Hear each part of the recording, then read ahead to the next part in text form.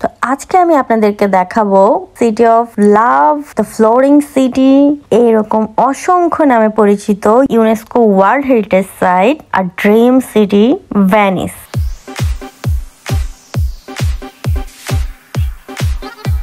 Tourist পয়েন্টটা সেটার নাম হচ্ছে ভেনেজিয়া সান্তা লুচে। কি বলবো, মানুষ আর মানুষ চারপাশে। ভেনিসে প্রতিদিন প্রায় 50,000 টুরিস্টের আগমন ঘটে। বছরের সেপ্টেম্বর অক্টোবর এই সময়টা ভেনিস ঘোরার জন্য একদম পারফেক্ট। এই সময়ে গরমটা তুলনামূলক কম থাকে এবং পানির রংটাও ব্লুইশ থাকে। অ্যাম্বুলেন্স যাচ্ছে। মজার ব্যাপার হলো ভেনিসে কোনো গাড়ি নেই, তবে এখানে সবার রয়েছে পার্সোনাল বোট। প্রত্যেকের বাড়ির সামনে সামনে বোট বাঁধা থাকে। আমরা এখন আছি রিয়ালতো ব্রিজের ওপরে। এত টুরিস্ট আসে এই শহরে, কিন্তু এখানে বসবাস করা লোকের সংখ্যা গত 50 বছরে কমে গেছে প্রায় অর্ধেক এবং ধারণা করা হয় আগামী কয়েক বছরের মাঝে ভেনিস হয়ে যাবে ভূতের নগরী। কেবলমাত্র টুরিস্টরাই ঘুরতে আসবে। অনেকটা সময় রিয়ালতো ব্রিজের উপর কাটিয়ে ব্রিজ পার হয়ে আমরা একটা আইল্যান্ড থেকে আরেকটা আইল্যান্ডে চলে আসলাম। এইরকম 126টা আইল্যান্ড নিয়ে গড়ে উঠেছে flooring city, the city of canal Venice. Local ভাষায় ভেনিসকে বলা হয় ভেনেজিয়া এবং এখানকার লোকাল লোকজনকে বলা হয় ভেনেশিয়ান। তো আমরা একটু লোকাল এরিয়াগুলোর দিকে যেতে চাচ্ছিলাম, যেহেতু পুরো শহরটাই ভাসমান। প্রত্যেকটা আইল্যান্ডের পাড়েই এইরকম গাংচিল বা শঙ্খচিল যাদেরকে বলে, তারা এসে এসে খাবার নিয়ে যাচ্ছিল সবার কাছ থেকে এবং তারা মোটেও ভয় পাচ্ছিল না, ভীষণ ফ্রেন্ডলি ছিল। বোঝাই যাচ্ছে এখানকার মানুষজন তাদের আদর করে। তো যতই আমি ভেতরের দিকে যাচ্ছিলাম আমি অনেক বেশি মুগ্ধ হচ্ছিলাম। এক কথায় ড্রিম সিটি বলা হয়, সেটা সম্পূর্ণ বাস্তব রূপে আমি দেখতে পাচ্ছিলাম। সবাই তো বলে এটা নাকি অর্ধেক ইট পাথরের নগরী আর বাকি অর্ধেক কল্পনা। কল্পনার এই শহরে ক্যানালের পাড়ে বসেছিলাম ভেনেশিয়ানদের ট্র্যাডিশনাল ফুড ট্রাই করতে। আমরা তো খাচ্ছিলাম এবং একটু পরপর ঢেউ এসে পা ভিজিয়ে দিয়ে যাচ্ছিল। ভেনেশিয়ান ট্র্যাডিশনাল এই ফুডটা নিয়ে ডিটেইল আরো একটা ভিডিও কিন্তু শেয়ার করা আছে আমার চ্যানেলে। লাঞ্চ শেষে ক্যানালের পাড়ের এই সুন্দর রেস্টুরেন্টগুলো দেখতে দেখতে একটু সামনে এগোতেই দেখি আরো একটা বিশাল ব্রিজ। ভেনিসে এইরকম অলমোস্ট 472 প্লাস ব্রিজেস রয়েছে অ্যান্ড 72 প্লাস প্রাইভেট ব্রিজেস, যেগুলোতে পাবলিক নট অ্যালাউড। অর্থাৎ আমরা যে কেউ চাইলেই ওই ব্রিজগুলোতে যেতে পারবো না, ওগুলো কেবলমাত্র লোকাল লোকজনের নিজেদের ব্যবহারের জন্য। এতক্ষণ মূলত আমরা ছিলাম স্টেশনের কাছাকাছি একটা জায়গায়, যেখানে মানে সেন্টার টাইপের একটা এরিয়া। এখন আমরা ভেনিসের যে মূল লোকাল যে এরিয়াগুলো সেগুলো দেখার জন্য যাচ্ছিলাম এবং যতই লোকাল এরিয়ার ভেতরে যাচ্ছিলাম ততই সেই যে আমাদের শত বছরের পুরান ঢাকার মতো অলিগলিগুলো চিপাচাপা হয়ে যাচ্ছিল। এবং এখানে মজার ব্যাপার হচ্ছে এই চিপাচাপা অলিগলির ভেতরেও লাক্সারিয়াস সব ব্র্যান্ড শপ রয়েছে। আমি তো দেখে অবাক হয়ে গেছি। মানে একটা চিপা গলিতে ঢুকি, এখানে দেখি ডিওরের শপ, আরেকটা চিপা গলিতে ঢুকি সেখানে দেখি আবার লুই ভিটন। মানে কি একটা অবস্থা। লোকাল এরিয়ায় ঘুরতে ঘুরতে আমরা অ্যাকচুয়ালি এখানে একটা 9th সেঞ্চুরির বাইজেন্টাইন আর্কিটেকচারাল গোল্ড টেম্পল রয়েছে সেটা খুঁজছিলাম। আমরা গুগল ম্যাপ ইউজ করেও যেতে পারছিলাম না ওখানে। তো ঘুরতে ঘুরতে অনেক কিছু চোখে পড়লো। শত বছরের পুরনো টেম্পল, চার্চ, মিউজিয়াম, সেই সাথে ভাসমান এই নগরীর চমৎকার যে বিষয়গুলো চোখে দেখা ছাড়া আসলে আমি এটা ডেসক্রাইব করতে পারবো না কোনোভাবেই। একেবারে কল্পনার মতোই সুন্দর একটা শহর।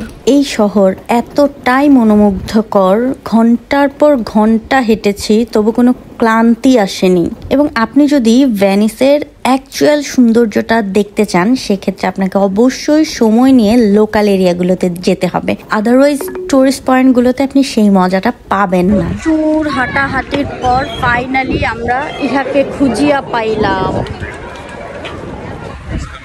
এটা কিন্তু একদম টুরিস্টদের আকর্ষণের মানে কেন্দ্রবিন্দুতে।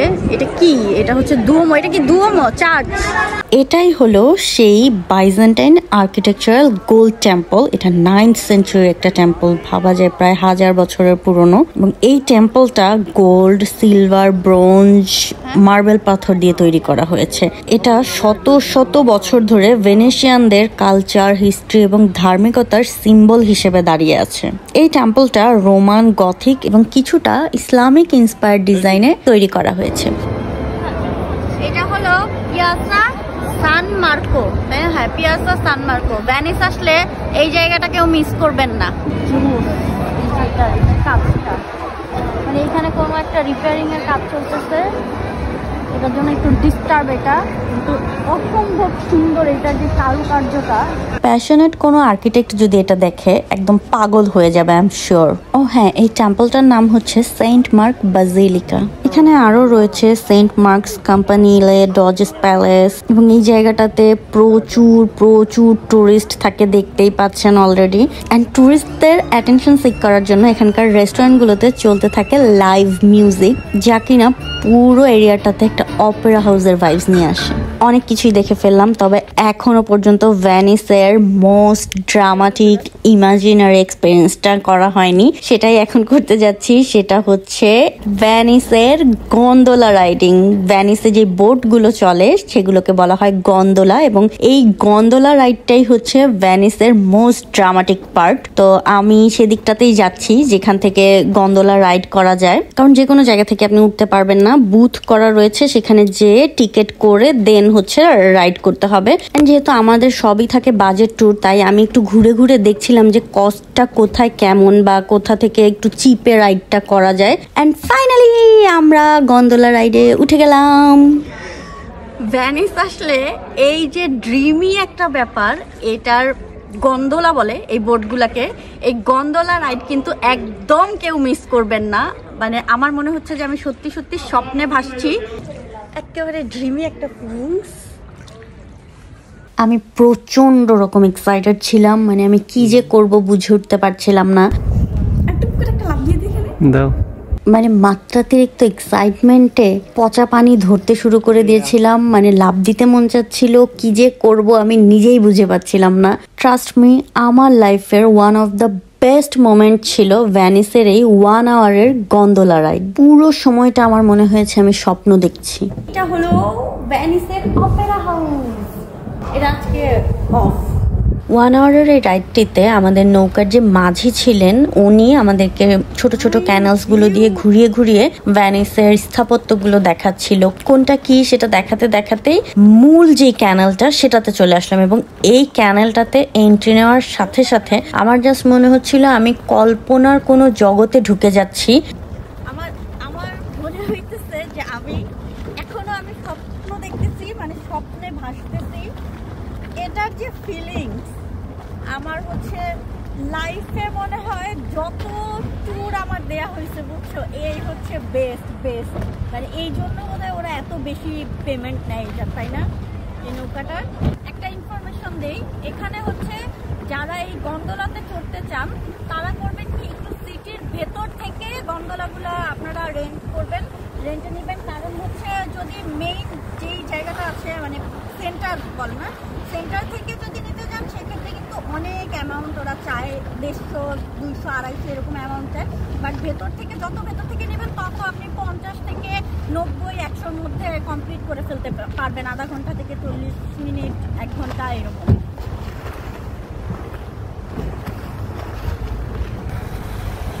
সান মার্কো দুওমো, আর এটা হচ্ছে San Giorgio church, Santa Maria church. এই জায়গাটা থেকে হচ্ছে একদম চারপাশে যেখানে যা আছে টুরিস্ট পয়েন্টের সব কিছুই দেখা যায়, মানে ফাইন্ড আউট করা যায় ইজিলি যে এখানে এটা, ওখানে ওইটা, এখান থেকে ফাইন্ড আউট করে তারপর নিজেদের মতো যাওয়া যায়। যদিও এমনিতে ভেতর দিয়ে খুঁজতে গেলে যেতে যেতে আসলে খুঁজে পাওয়া যায় না, প্রচুর হাঁটা লাগে। এটা হচ্ছে গ্র্যান্ড ক্যানাল, আর ভেতরেগুলো হচ্ছে পিচি বাচ্চা, ওর বাচ্চা বাচ্চা। ভাল লাগতেছে না তোমার? যদি তোমার পকেট খালি হয়ে গেছে, মন খারাপ থাক, আমি তোমার দিয়ে দিব না। সামনের মাসে যখন তুমি বেতন পাবা তখন তোমার ফেরত দিয়ে দিব না, ঠিক আছে?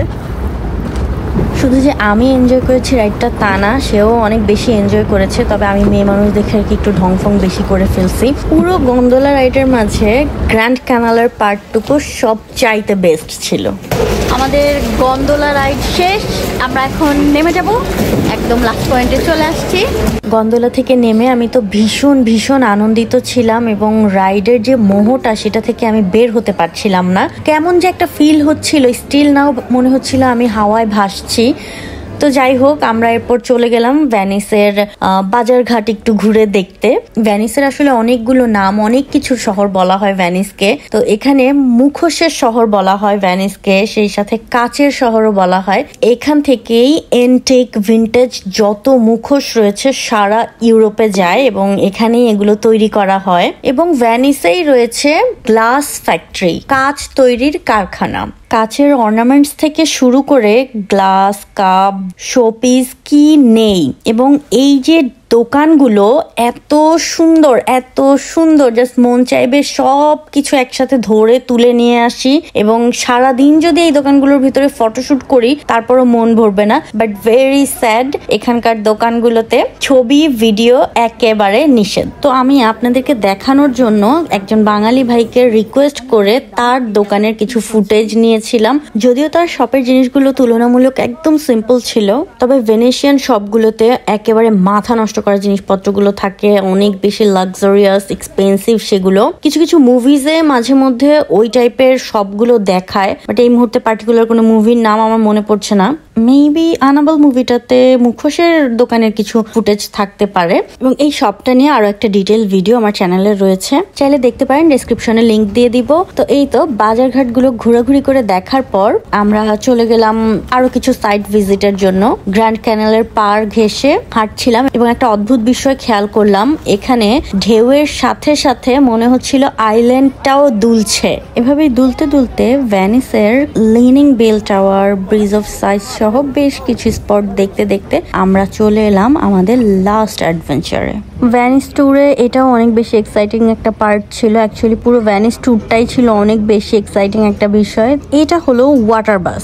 আদার্স সিটিতে যেরকম বাস চলাচল করে, এখানে ইনস্টেড অফ বাস এই ওয়াটার বাসগুলো চলে। এখানে যেহেতু কোনো গাড়ি বা বাস চলে না, সবার পার্সোনাল বোট রয়েছে, সেক্ষেত্রে যাদের পার্সোনাল বোট নেই বা মেইন পয়েন্টগুলোতে যদি কেউ আর্লি যেতে চায়, সেক্ষেত্রে এই ওয়াটার বাসগুলো বা স্পিড বোটের মাধ্যমে যাতায়াত করে থাকে। এবং এই ওয়াটার বাসগুলো দিনে প্রায় বেশ কয়েকবার পুরো ভ্যানিসটাতে চক্কর দেয়। তো আমরা যখন ব্যাক করব ভাবলাম সূর্যাস্তের সময় গ্র্যান্ড ক্যানেলের ওপর দিয়ে ওয়াটার বাসের জার্নিটা কোনোভাবেই মিস করা ঠিক হবে না। তো যেইভাবে সেই কাজ, আমরা এই ওয়াটার বাসে উঠে পড়ি। এটা আমাদেরকে পুরো ভ্যানিস শহরটা ঘুরিয়ে তারপর নিয়ে যাবে। তো যখন আমরা যাচ্ছিলাম গ্র্যান্ড ক্যানেলের ওপর দিয়ে সূর্যাস্তের সময় এবং সূর্যের ওই ডুবন্ত আলো যখন ভ্যানিস শহরটার উপর পড়ছিল, সেটা এক অদ্ভুত রকম ভালো লাগা। আমার মনে হয়েছে এই ওয়াটার বাসে উঠাটা আমাদের একেবারে পারফেক্ট একটা ডিসিশন ছিল।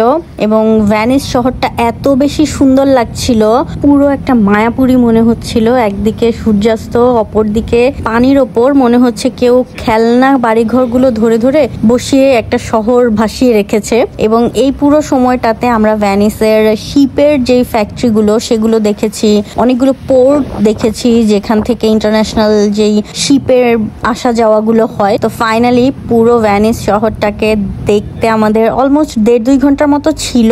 এটার টাইমটা আমার এক্স্যাক্টলি মনে নাই। তো আমরা যেখান থেকে শুরু করেছিলাম ভ্যানিস ঘুরে দেখাটা, ঠিক ওই পয়েন্টটাতেই রিয়ালতো ব্রিজের এখানে যেখানে ট্রেন স্টেশন রয়েছে সেখানে নামিয়ে দিল এটা। তো আমরা এই জায়গাটায় আসতে আসতে সূর্য একেবারে ডুবে গেছে, সন্ধ্যা হয়ে গেছে। আমাদের ট্রেন আরো দেরি আছে, তো আমরা কিছুটা সময় এখানে বসেছিলাম। অনেক বাঙালি লোকজনও ছিল, আমরাও বসে বসে কিছুক্ষণ টাইম স্পেন্ড করলাম। ভালো লাগছিল, মানে আমি কখনো ভাবতে পারিনি ভ্যানিস এতটা সুন্দর হতে পারে। একেবারেই ডিফারেন্ট একটা সিটি। আমার মনে হয় বিশ্বে আর কোথাও এইরকম সিটি নাই, এইরকম সৌন্দর্য নাই। অদ্ভুত রকম সুন্দর এবং মায়ার একটা শহর। তো এই তো যখন আমরা চলে যাচ্ছিলাম তখন অলমোস্ট রাত নেমে আসছিল। তো বাই বাই করে দিচ্ছি। আমরা এখন ভ্যানিসকে দৌড়াচ্ছি, বাসে করে যাব, আসছি ট্রেনে করে যাব বাসে করে। তো এখন আমরা বাসের টিকিটটা নিতে চলে আসছি। বাসের টিকিট নিয়ে বাসে চড়ে আমরা বাসে চলে যাব। এবং সব মিলিয়ে অসাধারণ একটা ট্যুর ছিল আমাদের।